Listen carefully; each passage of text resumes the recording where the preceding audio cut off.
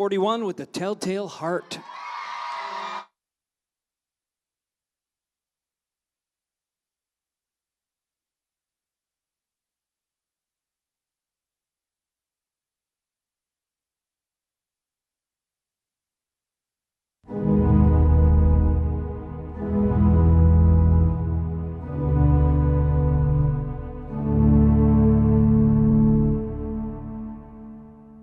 True. Nervous. Very, very dreadfully nervous I had been and am. But why will you say that I am mad? The disease had sharpened my senses, not destroyed, not dulled them. Above all was the sense of hearing acute. I heard all things in the heaven and in the earth. I heard many things in hell. How then am I mad?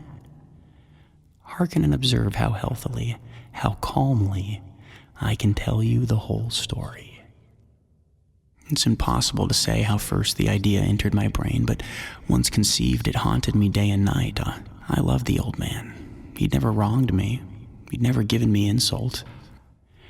I think it was his eye, the eye of a vulture, a pale blue eye with a film over it. Whenever it fell upon me, my blood ran cold, and so by degrees, very gradually, I made up my mind to take the life of the old man, and thus rid myself of the eye forever.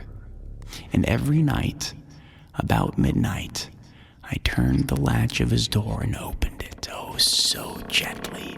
And then, when I had made an opening sufficient for my head, I put in a dark lantern, all closed, that no light shone out, and then I thrust in my head. And then, when my head was well in the room, I undid the lantern cautiously. Oh, so cautiously, for the hinges creaked. And this I did for 7 long nights. Upon the 8th night, I was more than usually cautious in opening the door. Now you may think that I drew back, but no. His room was as black as pitch, with a thick darkness, for the shutters were close fastened through fear of robbers. And so I knew that he could not see the opening of the door, and I kept pushing it on steadily. I kept quite still and said nothing. When I had waited a long time very patiently without hearing him lie down, I resolved to open a very, very little crevice in the lantern. A simple, dim ray, like the thread of the spider, shot from out the crevice and fell full upon the vulture eye. Now, I say, there came to my ears a low, dull, quick sound. I knew that sound well, too. It was the beating of the old man's heart. It grew quicker and louder every instant. The old man's terror must have been extreme. I thought the heart must burst, and now a new anxiety seized me. The sound would be heard by a neighbor. The old man's hour had come. With a loud yell, I threw open the lantern and leaped into the room. He shrieked once only. The old man was dead. His eye would trouble me no more. As the bell sounded the hour, there came a knocking at the street door. There entered 3 men who introduced themselves with perfect suavity as officers of the police. A shriek had been heard by a neighbor during the night. But ere long, I felt myself getting pale and wished them gone.